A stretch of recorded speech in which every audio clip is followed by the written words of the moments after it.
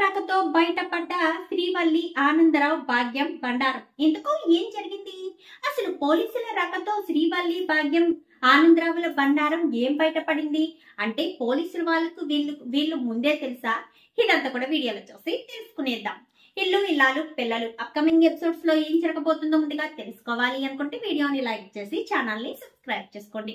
మొత్తం మీకు చూసుకున్నట్లయితే ఇంకా ఆనందరావు రామరాజు ఇంటికి దొంగతనానికి వచ్చి ఆ దొంగతనంలో నర్మద చూడడంతో నర్మద తిరుపతి ఇద్దరు పట్టుకునే ప్రయత్నంలో పారిపోయి ఇంటికి వెళ్లిపోవడం మానేసి ఆ కంగారులో ఆ భయంతో భద్రావతి వాళ్ళ ఇంట్లోకి అయితే దూరడం జరిగింది. ఇంకా అక్కడికి వెళ్ళాక దొరకకుండా ఉంటారా? భద్రావతికి దొరికిపోతాడు. పొట్టోడైతే దొరికిపోవడంతో సేనాపతి రేవతి విశ్వకు భద్రావతి మొత్తం చుట్టేస్తారు. చుట్టేసేసరికి నువ్వెవరవరా, నువ్వెందుకు వచ్చావు అని చెప్పి అడిగేసరికి నువ్వు ఆ రామరాజు వియ్యంకుడువి కదా, ఆ చందు వాళ్ళ ఆవిడ వాళ్ళ నాన్నవే కదా అని చెప్పనేసరికి కాదు అని ఒకసారి, అవును అని ఒకసారి అనేసరికి సేనాపతి కాస్త గన్ తీసి కూర పెడతాడు. చెప్పు, లేదంటే నీ పుచ్చకాయ 1000 ముక్కలు అవుతుంది అని చెప్పి, నీ తలలాంటి పుచ్చకాయ అని చెప్పనేసరికి అవును అని చెప్పాను. కానీ ఒరే సేనా, వీడిని కట్టేరా, రేపొద్దుట పోలీసులు వస్తే మన ఇంటికి దొంగతనానికి వచ్చాడో మన ఇంటికి దొంగతనానికి ఎవరు పంపించారో అన్ని విషయాలు బయటికి వస్తాయి అని చెప్పి ఇంకా భద్రావతి అనేసరికి సరేనని ఇంకా సేనాపతి కాస్త కాళ్ళు చేతులు కట్టేసి పొట్టోడిని అక్కడే ఉంచేస్తారు. రాత్రంతా వీళ్ళు పడుకోరు, ఎందుకంటే ఆ దొంగోడు ఇక్కడే ఎక్కడో ఉండే ఉంటాడు, మళ్ళీ వస్తాడు, ఏదైనా జరగొచ్చు అని ఇంట్లో వాళ్ళంతా కూడా తెల్లవారిపోతుంది కదా అని అక్కడే మెలకుగా ఉంటారు. నాన్న వెళ్ళిపోయాడా లేదా అని చెప్పి కంగారు పడుతూ ఉండగానే అక్క నీ తాళాలు అంటూ నర్మద ఇచ్చేసరికి ఆయన తాళాలు వాడి చేతికి ఎలా వచ్చాయి అనగాని ఏమో నా రూమ్ లోకి వచ్చి దొంగతనం చేసుకుని వెళ్ళాడేమో అని చెప్పనేసరికి నీ రూమ్ లోనే తాళాలు ఉంటాయన్న విషయం ఎవరికి తెలుసు? మన ఇంట్లో ఉన్న వాళ్ళకి తప్ప నీకు ఇంటి బాధ్యత అప్పగించారన్న విషయం ఎవ్వరికి తెలియదు. మరి దొంగకి ఎలా తెలిసింది? ఏ మామయ్య గారు అని చెప్పాను. గానీ అవును, దొంగకి ఎలా తెలిసింది అంటే మన ఇంట్లో వాళ్ళు ఎవరైనా దొంగకు సహాయం చేశారా అని చెప్పనేసరికి అవును బాబా, నిజమే, అదే అయ్యుండొచ్చు. నేను పడుకున్నానా, దగ్గొచ్చిందని లేచి చూసేసరికి తలుపులు తీసున్నాయి. తలుపులు తీసున్నాయి ఏంటి, తలుపులు తీసేసి ఉంచారు అని చెప్పి నేను లేచి తలుపులు వేశాను. మరి ఆ తలుపులు వేస్తే దొంగ మళ్ళీ లోపలికి ఎలా వచ్చాడు అంటే ఎవరో వెళ్ళి తలుపు తీశారు కదా, అందుకే దొంగ లోపలికి వచ్చుంటాడు అని చెప్పి మాట్లాడేసరికి అదే అయ్యుంటుంది బాబాయ్ అని చెప్పి ఇంకా ప్రేమ నర్మద ఇద్దరు కూడా వంత పాడడంతో వల్లి మాత్రం కంగారు పడిపోతూ ఉంటుంది. చూసావా ప్రేమ, వల్లి అక్క ఎంత టెన్షన్ పడిపోతుందో, కొంపదీసి వల్లి అక్కే ఈ దొంగతనం వెనుక ఉన్న సూత్రధారి కావచ్చు అనగాని ఏమో అక్క అది నిజమే అని అనిపిస్తుంది. లేదంటే వల్లి అక్కకి ఇంటి బాధ్యతలు అప్పగించారన్న విషయం బయట వాళ్ళకి ఎలా తెలుస్తుంది?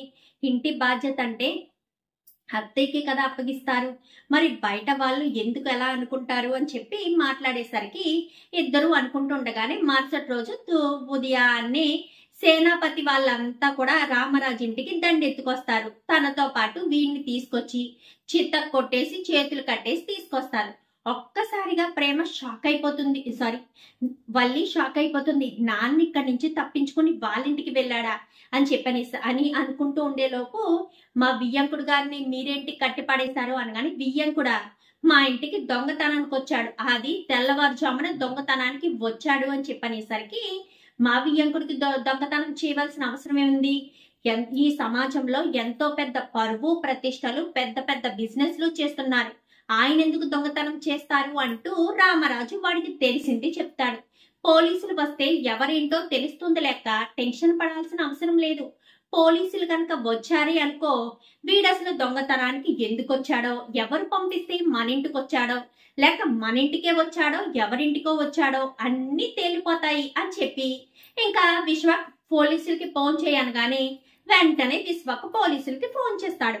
పోలీసులకి విశ్వకు ఫోన్ చేయడంతో పోలీసులు రానే వస్తారు. ఏం జరిగింది భద్రావతి గారు అనగానే తెల్లవారుజామున 3 గంటలకి వీడు మా ఇంట్లోకి చొరపడ్డాడు, పైగా దొంగతనం చేయడానికి రాలేదు అంటున్నాడు అని చెప్పనేసరికి చూడండి ఇన్స్పెక్టర్, అదే సమయానికి అరగంట ముందు మా ఇంట్లోకి వచ్చాడు దొంగ, మేము పట్టుకోబోయేసరికి మమ్మల్ని తోసి పారిపోయాడు, ఆ తర్వాతే వాళ్ళ ఇంట్లోకి వెళ్ళుంటాడు అని చెప్పనేసరికి అంటే మీ ఇంట్లోకి దొంగతనానికి వచ్చింది ఇతనేనంటారా అని చెప్పాను గాని ఏమో కావచ్చు తెలియదు అని చెప్పనేసరికి సీసీ ఫుటేజ్ చెక్ చేస్తే తెలుస్తుంది కదా అని ఆ వీధిలో స్టార్టింగ్ లో ఉన్న సీసీ ఫుటేజ్ ని చెక్ చేస్తారు. చెక్ చేసేసరికి ఇంకా మంకీ క్యాప్ పెట్టుకుని ఆడుతూ పాడుతూ వస్తాడు. వచ్చింది వీడే క్లియర్ గా కనిపిస్తుంది. ఇదిగో ఈ సమయంలో ఇక్కడికి వచ్చింది ఈ ఒక్క వ్యక్తి మాత్రమే, ఇతనే రెండిళ్లలో దొంగతనానికి వచ్చాడు అని చెప్పనేసరికి సార్ వీళ్ళు ఎక్కడుంటారో నాకు తెలుసు సార్ అని చెప్పాను గానీ ఏం మాట్లాడుతున్నావు, వీళ్ళు ఎక్కడుంటారో నీకు తెలుసా అనగాని తెలుసు సార్, అదే మన కొత్తగా జాయిన్ అయిన కానిస్టేబుల్ ఉంటాడే బస్తీలో, ఆ బస్తీలోనే ఉంటారు, ఇతను సైకిల్ మీద ఇడ్లీలు అమ్ముతూ ఉంటాడు అని చెప్పి ఆ కానిస్టేబుల్ కాస్త చెప్తాడు. చెప్పేసరికి నువ్వు సైకిల్ మీద ఇడ్లీలు అమ్ముతావా అని చెప్పాను గాని అవును అని చెప్పి ఒప్పేసుకుంటాడు. ఇంకా ఆనందరావు అయితే ఒక్కసారిగా వల్లి షాక్ అయిపోతుంది. నాన్న ఏం మాట్లాడుతున్నావు అనగానే ఏం మాట్లాడటం ఏంటి, తను సైకిల్ మీద ఇడ్లీలు అమ్మడం నాకు తెలుసు, ఏ అమ్మాయి నువ్వు కూడా అబస్తీయే కదా, ఏ నన్ను 1-2 సార్లు చూసావు మర్చిపోయావా ఏంటి అంటూ కానిస్టేబుల్ మాట్లాడేసరికి ఒక్కసారిగా షాక్ అయిపోతుంది వల్లి. అబ్బబ్బబ్బబ్బా ఎంత బాగుందిరా, నీ పెద్ద కొడుక్కి మంచి సంబంధం చెయ్యాలి అని చెప్పి ఇడ్లీలు అమ్ముకునే వాళ్ళని చేసావా, చాలా మంచి సంబంధం చేసావు రామరాజు, చాలా గొప్ప సంబంధం, కోటీశ్వర్ల సంబంధం చేశానని ఓ తెగ పొంగిపోతున్నావు కదా, నీ పెద్ద కొడుకే నీ మాట విన్నాడు, కోటీశ్వర్ల సంబంధం తీసుకొచ్చి చేశాను, మిగిలిన వాళ్ళు ప్రేమ పెళ్లిళ్ళు చేసుకున్నారు అని ఓ తెగ సంబరపడిపోయావు, అంటే సైకిల్ మీద ఇడ్లీలు అమ్ముకునే వాళ్ళు కోటీశ్వర్ల, ఓహో ఫ్యూచర్ లో ఎప్పుడో అవుతారేమో సైకిల్ తొక్కి ఇడ్లీలు అమ్మి అని చెప్పనేసరికి ఏంటి వల్లి ఏంటిదంతా అని చెప్పాను గాని మామయ్య గారు అని చెప్పాను గాని ఇంకేంటి తక్క ఇక్కడ వాళ్ళు పంచాయతీ వాళ్ళు తెచ్చుకుంటారు, మన ఇంటికి దొంగతనానికి రావడానికి ముందే రామరాజు ఇంటికి దొంగతనానికి వచ్చాడు కదా, వాళ్ళ వియ్యంకుడు వాళ్ళే తేల్చుకుంటారు. ఇన్స్పెక్టర్ ఫోన్ చేసి రమ్మన్నందుకు వచ్చినందుకు మంచి ఇన్ఫర్మేషన్ ఇచ్చారు, చాలా థ్యాంక్స్ అని చెప్పి వాళ్ళు వెళ్ళిపోతారు, వీళ్ళు వెళ్ళిపోతారు. ఒక్కసారిగా వేదవతి కాస్త శ్రీవల్లి చెంప చెల్లు అనిపిస్తుంది. వెంటనే భాగ్యానికి ఫోన్ చేసి రమ్మనేసరికి భాగ్యం ఉరుకులు పరుగుల మీద వచ్చేస్తుంది. రావడంతో ఒక్కసారిగా షాక్ అయిపోతుంది. ఎందుకంటే ఆనందరావుని వాళ్ళు వదిలేసిన రామరాజు వీళ్ళు ఉంటారు కదా, వీళ్ళు ఒక స్తంభానికి కట్టి పడేస్తారు. అసలు నువ్వు మా ఇంటికి ఎందుకు వచ్చావు, ఆ టైంలో దొంగతనానికి రావాల్సిన అవసరం ఏముంది, వల్లి అక్క దగ్గర నుంచి తాళాలు నీ దగ్గరికి ఎలాగొచ్చాయి, అంటే నువ్వు దొంగతనానికి వస్తున్నావన్న విషయం వల్లి అక్కకు తెలిసే నువ్వు ఇక్కడికి వచ్చావు, వచ్చినందువల్లే వల్లి అక్క తాళాలు నీకు అప్పగించింది, లేదంటే తన గదిలో ఉన్న తాళాలు నీ దగ్గరికి ఎందుకు వస్తాయి, నేను తలుపు వేసేసిన తర్వాత తలుపు తీసింది తనే అయ్యుంటుంది నర్మదా అని చెప్పి తిరుపతి అనేసరికి అదే అయ్యుంటుంది, ఏంటి మామయ్య గారు సైలెంట్ గా ఉన్నారేంటి అని చెప్పాను గాని చెప్పమని ఆనందరావుని 4 పీకేసరికి ఆనందరావు కాస్త విషయం మొత్తం బయట పెట్టేస్తాడు. చందుకు 10 లక్షలు ఇచ్చిన విషయం, ఆ 10 లక్షలు దొంగతనానికి ఇంటికి వచ్చిన విషయం, వల్లియే తాళాలు అక్కడ పెట్టిందని మొత్తం గుట్టంతా బయట పెట్టేసరికి ఒక్కసారిగా షాక్ అయిపోతారు తల్లి కూతురు ఇద్దరు కూడా. అయిపోయింది, ఈ రోజుతో నా కాపురం ముక్కలైపోయినట్టే, నేను ఇంకా రోడ్డు మీదకి వచ్చేయడం తప్ప ఏ అవకాశం లేదు, నాన్నకు చెప్తూనే ఉన్నా వద్దు నాన్న దొంగతనం వద్దు అని, నా మాట విన్నాడు కాదు, ఎంత మొత్తుకున్నా నా మాట వినిపించుకోలేదు, ఇప్పుడేంటో ఎలా జరిగింది అంటూ ఇంకా టెన్షన్ పడిపోతూ ఉంటుంది. ఇంకా శ్రీవల్లి అయితే టెన్షన్ పడిపోయేసరికి ఇంకా చందు అని చెప్పి అనగానే వెంటనే చందు వల్లి చెంప పగలగొట్టి వల్లి బట్టలు మొత్తం తీసుకొచ్చి బయట పడేసి వెళ్ళిపోయి ఇక్కడి నుంచి అని చెప్పి నగలు కూడా తెచ్చి పాడేసేసరికి ఇవి నా నగలు అని చెప్పాను గాని ఒక్కసారిగా షాక్ అయిపోతారు. అదేంటి ఈ నగలు నీయా అనగానే అవును మామయ్య గారు ఈ నగలు నాయే అని చెప్పనేసరికి ఈ లోపు రేవతిని పిలుస్తారు.